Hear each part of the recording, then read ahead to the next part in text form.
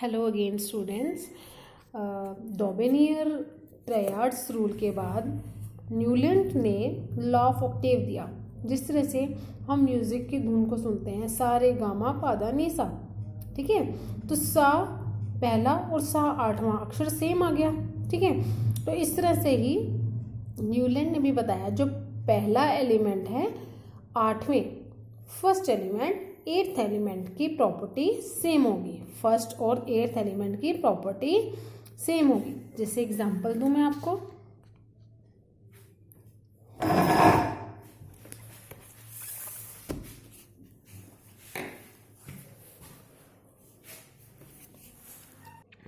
ये देखिए, hydrogen, lithium, beryllium, boron, carbon, nitrogen, oxygen, fluorine, सा रे गा मा प ध नी सा। तो ये सा वाले सभी जो आठवां, ये पहला है, दूसरा, तीसरा, fourth, fifth, six, seventh and eighth, first, eighth, 16th, ये सब जो एलिमेंट है ये आपस में उनकी प्रॉपर्टी सेम होगी। ये न्यूलैंड ऑक्टेव रूल कहता है, ठीक है। लेकिन न्यूलैंड का ऑक्टेव रूल भी आगे फॉलो नहीं कर पाया क्योंकि इसने बड़े एलिमेंट्स के बारे में नहीं बताया, क्योंकि वो फॉलो ही नहीं करते थे इस रूल को।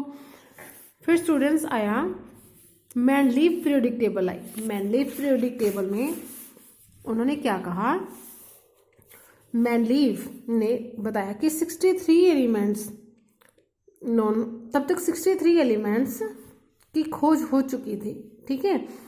मेंडलीव ने बताया कि जो पीरियोडिक टेबल में जो एलिमेंट्स हैं, अब बच्चों जिस तरह से हम अपनी बुक्स को एक शेल्फ में अरेंज करते हैं, ठीक है, जैसे साइंस की बुक्स को साइंस की रैक में अरेंज करेंगे, मतलब साइंस की बुक्स, नोटबुक्स एक तरफ, सोशल साइंस की एक तरफ, हिंदी की एक तरफ, इंग्लिश की एक तरफ, या फिजिक्स की एक तरफ, केमिस्ट्री की एक तरफ, बायोलॉजी की एक तरफ, ठीक है, मैथ्स की एक तरफ, तो हम उसको अच्छे से अरेंज करते हैं, ठीक है। उसी तरह से ही एलिमेंट्स की भी खोज हुई जब, तो मेंडलीव ने क्या किया, उनको एक अच्छे तरीके से एक टेबल में इस तरह से अरेंज किया, ठीक है। जब मेंडलीव आए तब तक 63 एलिमेंट्स की डिस्कवरी हो चुकी थी। तो मेंडलीव ने क्या किया, इन एलिमेंट्स को उनके एटॉमिक मास के अकॉर्डिंग अरेंज किया। इस बात का ध्यान रखना बच्चों, एटॉमिक मास के अकॉर्डिंग उसने एटॉमिक मास के इंक्रीजिंग ऑर्डर में इन एलिमेंट्स को रखा। Hydrogen, helium, lithium, beryllium, boron, carbon, ठीक है। अब मेंडलीव से भी क्या गलती हो गई कि उन्होंने कुछ गैप्स छोड़ दिए, ठीक है। ये देखिए गैप छोड़ दिए, उनमें जो एलिमेंट अभी आने थे उनकी डिस्कवरी हुई ही नहीं थी, ठीक है। तो उसने फ्यूचर के लिए ये जगहें छोड़ दी कि अगर इन कोई एलिमेंट की डिस्कवरी हुई तो वो इस जगह पर आ जाएंगे। फिर मेंडलीव से क्या गलती हो गई, देखिए मैंने अभी आपको बताया कि एटॉमिक मास के इंक्रीजिंग ऑर्डर में रखा, तो उसने क्या किया, देखिए कोबाल्ट 58.93, निकल 58.71। अब 93 राइट साइड में आना चाहिए था, 71 लेफ्ट साइड में आना चाहिए था, मतलब पहले निकल आना चाहिए था फिर कोबाल्ट आना चाहिए था, ठीक है। तो उससे ये गलती हो गई, ठीक है, कि उसने एटॉमिक मास के अकॉर्डिंग, अगर वो टेबल में एटॉमिक मास के अकॉर्डिंग अगर एलिमेंट्स को रखता है तो कोबाल्ट बाद में आना चाहिए था, क्योंकि एटॉमिक मास कोबाल्ट का ज़्यादा है, लेकिन वो पहले रख दिया, तो यहाँ पे उससे कुछ मिस्टेक्स हुई, ठीक है। फिर क्या हुआ, फिर आया हेनरी मोजले। हेनरी मोजले ने आकर क्या कहा, एटॉमिक मास के अकॉर्डिंग नहीं, पीरियोडिक टेबल एटॉमिक नंबर के अकॉर्डिंग चलना चाहिए। पीरियोडिक टेबल अकॉर्डिंग मास के अकॉर्डिंग नहीं, एटॉमिक मास के अकॉर्डिंग नहीं, एटॉमिक नंबर के अकॉर्डिंग चलना चाहिए, ठीक है। एटॉमिक नंबर को उसने Z से डिनोट किया और एटॉमिक नंबर को इंक्रीजिंग ऑर्डर में उसने टेबल में रखा। अब देखिए हेनरी मोजले ने ये टेबल दी, ठीक है, स्टार्टिंग कर दी थी मेंडलीव ने बहुत बड़ा काम किया, लेकिन उसको कंप्लीट किया हेनरी मोजले ने। अब देखो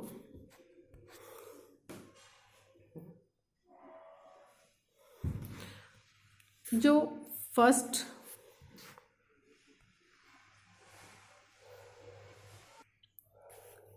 यस, जो फर्स्ट ग्रुप है, देखिए first group hydrogen, lithium, sodium, potassium, rubidium, caesium, francium, जो ये फर्स्ट ग्रुप है इन सब एलिमेंट्स की प्रॉपर्टी सेम होगी। सेकेंड ग्रुप में जितने भी एलिमेंट है इनकी प्रॉपर्टी सेम होगी। पहला और दूसरा ग्रुप होता है एस ब्लॉक का, ठीक है, इन दोनों ग्रुप को एस ब्लॉक कहते हैं। इनको, ये जो पहला ग्रुप है बच्चों, उनको बोलते हैं एल्केलाइन मेटल और सेकेंड ग्रुप को बोलते हैं alkaline earth metal. First group is called alkaline metal, second group is called alkaline earth metal, ठीक है। First group is S block, then 13 to 18 group is P block and 18 is inert gases, helium, neon, argon, krypton, radon, ज़ीरॉन, radon. Hina नहीं आई क्यों जेबा रोई, आप इस तरह से याद कर सकते हैं, ठीक है। तो ये नोबल गैसेज हैं, इनके आउटर मोस्ट में इलेक्ट्रॉन बिल्कुल कंप्लीट होते हैं, तो ना तो ये इलेक्ट्रॉन किसी को देते ना ये इलेक्ट्रॉन किसी से लेते, मीन्स ये एनवायरनमेंट में रिएक्ट ही नहीं करते, ये कहीं पे भी रिएक्ट नहीं करते, ठीक है। तो 13 to 18 ग्रुप जो है वो होते हैं पी ब्लॉक, ठीक है। फिर 3 to 12 ग्रुप होता है डी ब्लॉक, ठीक है। और ये एक्टिनाइड, लेंथेनॉइड, ये एफ ब्लॉक में आता है, ठीक है student. First group is S block, first group is called alkaline metal, second group is called alkaline earth metal, 13 to 18 group is P block and 3 to 12 is D block, ठीक है students. तो इन सब की प्रॉपर्टी अपने अपने group में जितने भी एलिमेंट्स हैं उन सब की प्रॉपर्टी सेम होगी, ठीक है। और इनके आउटर मोस्ट सेल में भी इलेक्ट्रॉन सेम होंगे, ठीक है। तो मैं अभी इसके बारे में आपको बताती हूँ, आगे जितना भी चैप्टर है वो इसी बेस पे है, पहले मैं आपको इसके बारे में बता देती हूँ, ठीक है बच्चों। देखिए फर्स्ट एलिमेंट है हाइड्रोजन, हाइड्रोजन के पास कितने इलेक्ट्रॉन होते हैं 1, ठीक है, एटॉमिक नंबर इसका है 1, ठीक है। और लिथियम 3, सोडियम 11, पोटेशियम 19। तो मैं इन चारों के बारे में बता रही हूँ आपको बच्चों। जब हम ग्रुप में ऊपर से नीचे आते हैं तो क्या इफेक्ट पड़ता है, इनका एटॉमिक नंबर इंक्रीज हो रहा है। देखो ये एटॉमिक नंबर जो है उनको नंबर ऑफ इलेक्ट्रॉन भी बोला जाता है, ठीक है बच्चों। अब जैसे ये न्यूक्लियस है, ठीक है, न्यूक्लियस में एक इलेक्ट्रॉन हाइड्रोजन का, ठीक है। अब इसका एटॉमिक इलेक्ट्रॉनिक कॉन्फ़िगरेशन आपने KLM के हिसाब से किया 2-1, यहाँ पे सोडियम का 2-8-1, पोटेशियम का 2-8-8-1। अब आपने नोट किया होगा कि आउटर मोस्ट में सब में 1-1 इलेक्ट्रॉन है लास्ट में, तो यही तो इसकी प्रॉपर्टी, सिमिलर प्रॉपर्टी है कि इनके आउटर मोस्ट शेल में एक एक इलेक्ट्रॉन होगा। अब देखिए मैं लिथियम का न्यूक्लियर डायग्राम बना रही हूँ, ये न्यूक्लियस, फर्स्ट शेल में 2 इलेक्ट्रॉन, देन अदर सेल में 1 इलेक्ट्रॉन। सोडियम के बारे में बात की जाए, न्यूक्लियस, फर्स्ट सेल में 2 इलेक्ट्रॉन, नेक्स्ट सेल में 8 इलेक्ट्रॉन, 8 बना दीजिए, ठीक है, और लास्ट सेल में 1 इलेक्ट्रॉन। पोटेशियम की बात की जाए तो nuclear diagram 2 electron, 8 electron, next shell 8 electron और उससे भी नेक्स्ट सेल में 1 इलेक्ट्रॉन। तो देखिए हुआ क्या, जैसे जैसे हम ग्रुप में ऊपर से नीचे आते हैं शेल बढ़ता है। यहाँ पे शेल कितना था 1, यहाँ पे शेल कितना है लिथियम में 2, सोडियम में 1 2 3, पोटेशियम में 1 2 3 4। तो हुआ क्या बच्चों, इनके रूम्स बढ़ रहे हैं, रूम नंबर बढ़ रहे हैं इनके, मीन्स इनके ऑर्बिटल बढ़ रहे हैं, शेल्स बढ़ रही हैं। तो लास्ट वाली जो शेल है इसकी लास्ट शेल ये है, इसका लास्ट शेल ये है, सोडियम का लास्ट शेल ये है और पोटेशियम का भी लास्ट शेल ये है। तो लास्ट शेल में एक एक इलेक्ट्रॉन है, ठीक है।